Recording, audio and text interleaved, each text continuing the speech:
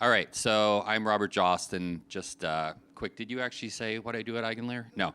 Okay, so I run Eigenlayer Foundation, which is where we launch tokens, do grants, do all of the community stuff. So if anybody wants to kind of communicate, I'm very friendly. Come say hi. But okay, today I'm going to talk about a topic. I kind of mashed up a few different things, but I wanted to really kind of dig into the settlement theme and put things into a context that maybe is one angle for starting the day. I'm kind of really interested to see. It's a great conference idea, so kudos to Celo for putting this together. This idea, I'm sorry? And across, I'm sorry. Well, you're sitting here, so I'll give you, no, you're right, across and Hart and those guys. Okay, so I was thinking about what's the right way to kind of categorize some of the things that crypto in general has done. I'll talk a little bit about like Bitcoin, Ethereum, and now things like Eigenlayer and restaking. But I'm putting them all in this context of, settlement, right? And we know settlement is basically people deciding on how something's settled. And, key point of crypto is the original use cases of settlement, meaning financial settlement. So, originally it was just transferring money around and just having decentralized money. But with Ethereum settlement expanded to this beautiful smart contract system that allowed people to build out kind of anything they could think about for financial settlement that still fit into the blockspace execution and kind of the finality and block times and so forth. There's like one of the stories people have said in the past, this idea about like money crypto and tech crypto. So I'm recasting the tech crypto as actually tech settlement. And I'll talk about it in another slide. I'm going to go into those more, so let me just make sure I get through the presentation at a good pace. Tech settlement and society settlement would be the main things I'm talking about here, but you can look back at the slides as well. So financial settlement, just very quick couple of slides on this. Oh, I actually have the build version. Nice. Bitcoin originally single monolithic application. The one application was basically looking at your balance of Bitcoin and being able to send it around to other people so that their balance changed. And the genius from the original idea that every new, slightly different flavor of value had to have a new layer one chain. Ethereum generalized that, as we all know, to smart contracts and allowed now settlement to be at the smart contract level. And more recently, in the last couple of years, Ethereum expanded this greatly with the rollups era where we started seeing something which you can kind of see the progression that step one is allowing you to have n different applications. And now in the rollups, the execution layers, the VMs, are again getting yourself to a point where you've got different execution layers built on top of Ethereum consensus. Okay, so I just wanted to detail, because I'm going to talk about tech settlement in the context of the four-sided participants in crypto. And so for Ethereum, just to give the reminder, and then we'll look at it for the more generalized version, the four-sided marketplace or participants are ETH stakers who put their funds with their own or other people's validators. They run Geth, they run Nethermind, what have you, and they're part of the peer-to-peer network. This is why I'm calling it tech settlement at this point, because this is doing something very technical. These node operators are running a decentralized peer-to-peer network. They're having to send, massive amounts. Ben Edgington is here. He, did a tremendous amount of work on the Beacon chain. Just so many signatures, block proposals, synchronizing everything. This is a serious computer science problem. This is not a smart contract. And then we have the people who develop those nodes. So that's an important part of any system.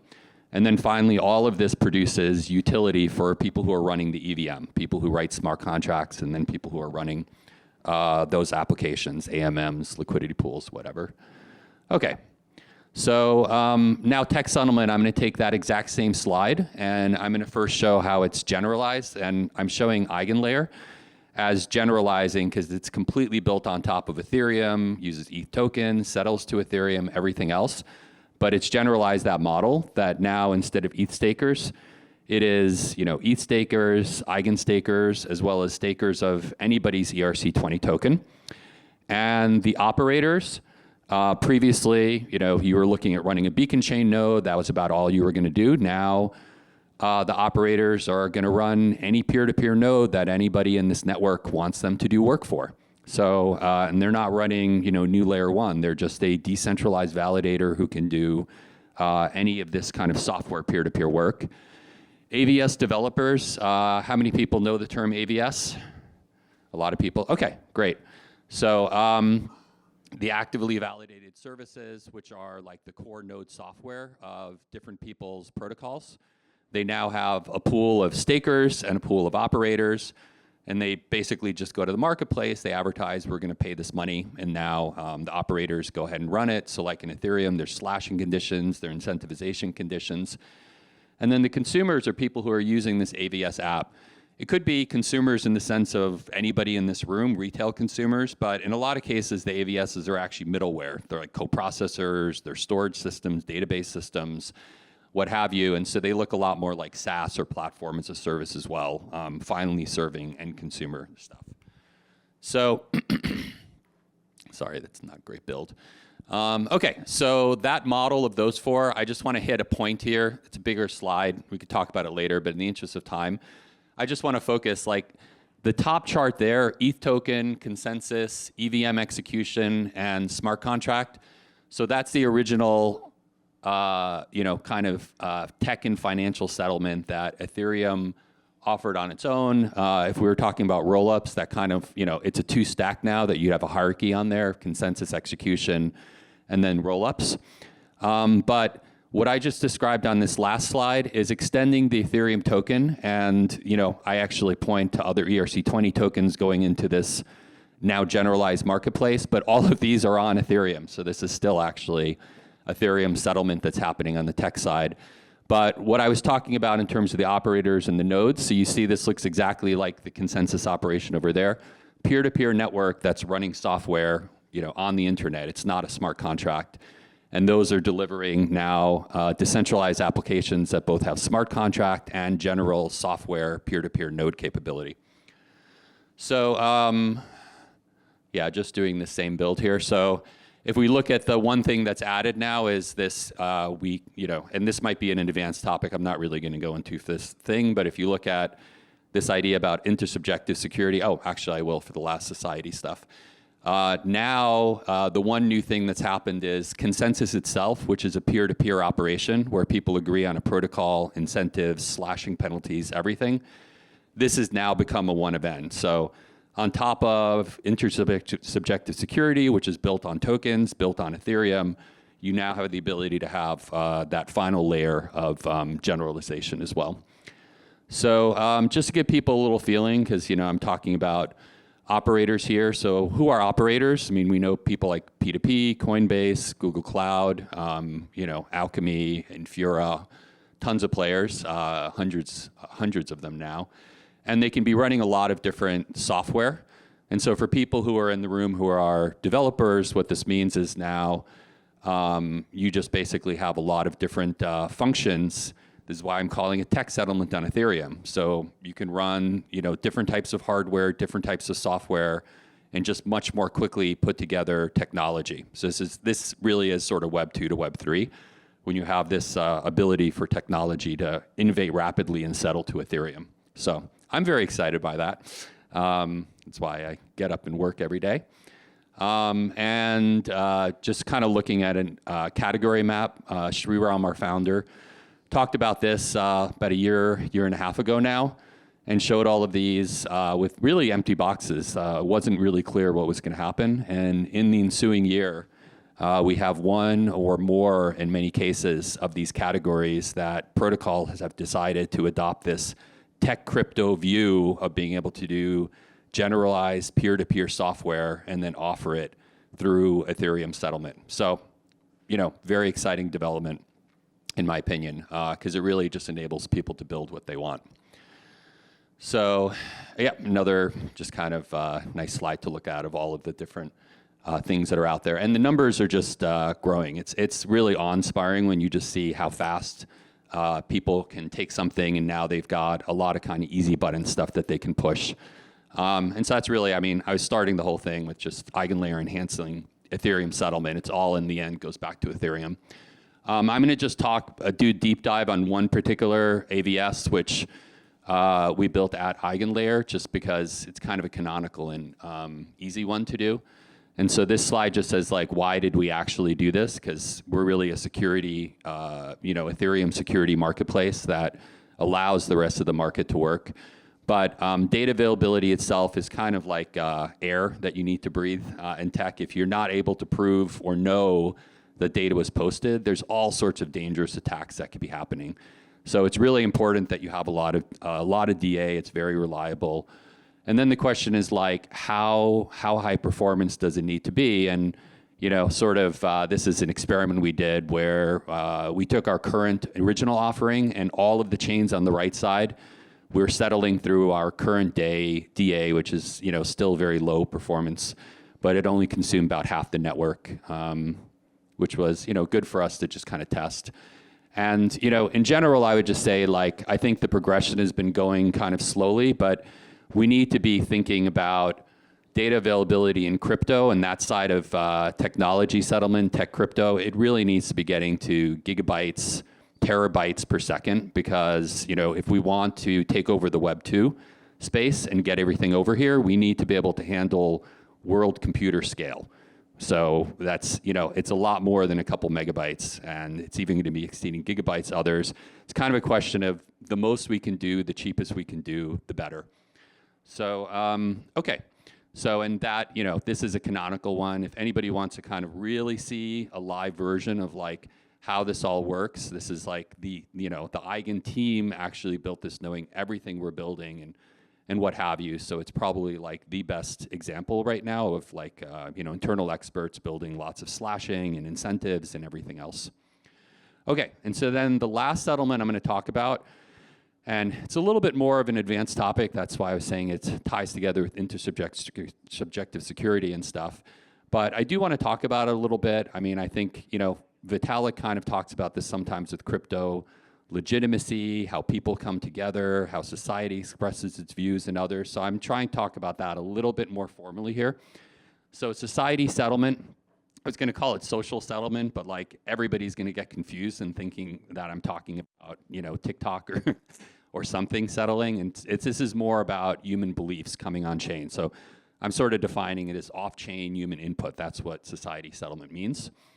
And I think, okay, so this slide, this build here is talking about, slashing and human observable tasks. The two on-chain ones that we can totally see are majority voting and committees that are doing kind of subset of what token holders have asked them to be doing. And then there is this, this what I would call, like, off-chain society forking that you can do. If you take Ethereum and you split it into ETC, and, well, you take the original ETC and you add ETH, well, this is not an on-chain thing anymore. This is now people who are off-chain deciding which nodes to run.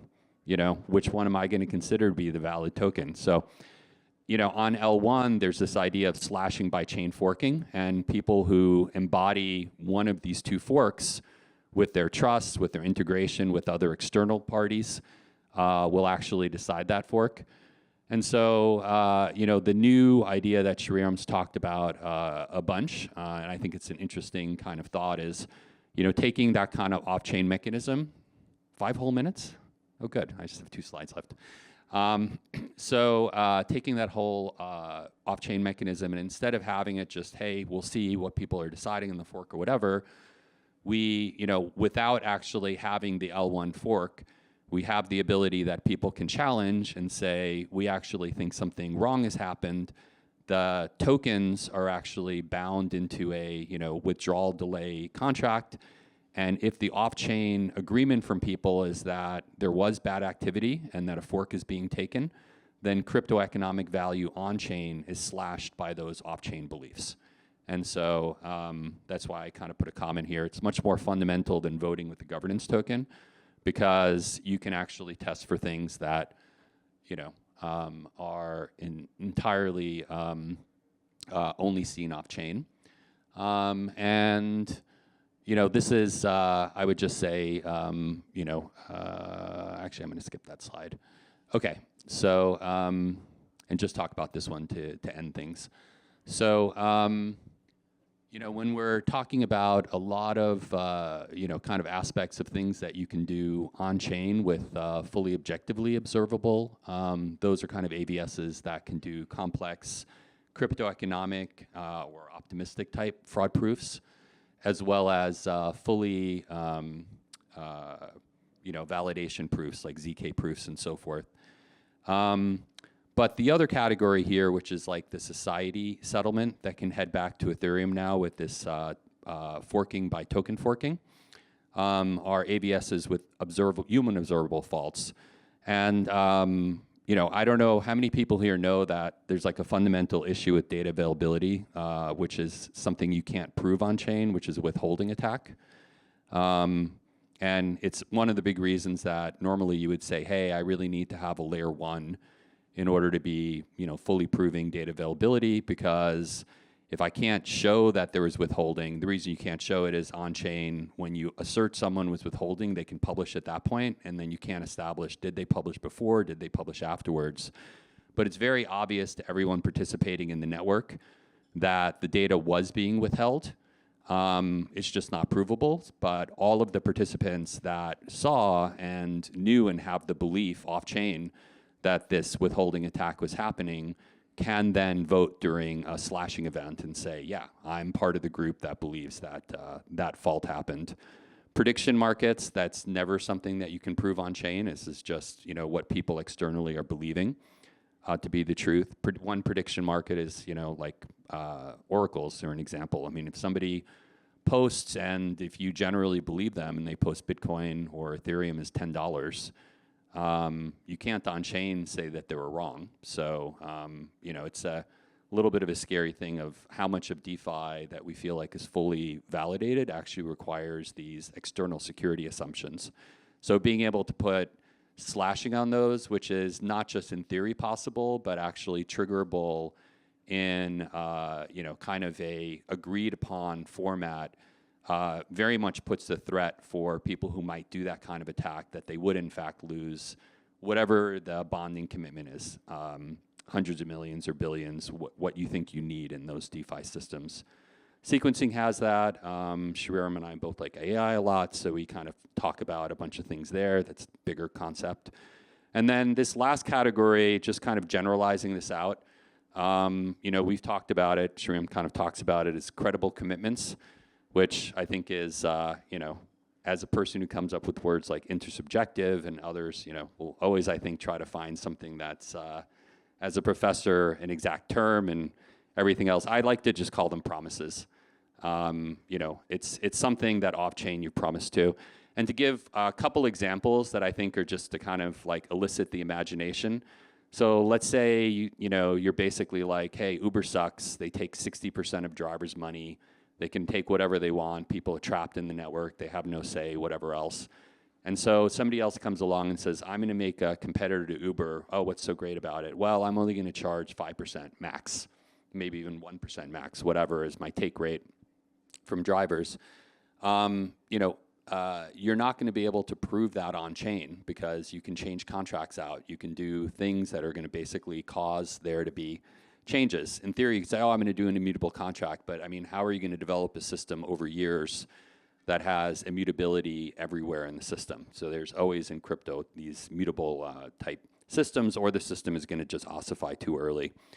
So, but with intersubjective forking, you're able to actually put up real commitments off chain. If somebody violates it, then you're able to slash them on chain.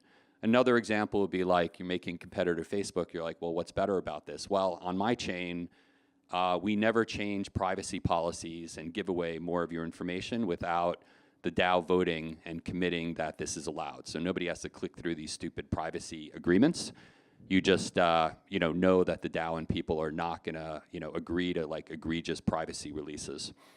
And something like that as well, if there's a violation of that, you need to have it's crypto, you need to have a financial commitment that's getting slashed on chain for that. And that's now an external social belief as well. So being able to project these societal commitments, this isn't something we talk about a lot in crypto or Ethereum settlement, but I think it's one of the most exciting areas of being able to think about how much more we can look at viable off-chain human kinds of beliefs and agreements and bring them on chain. Okay, and that is it. Thank you. A round of applause for Robert. Thank you so much, Robert.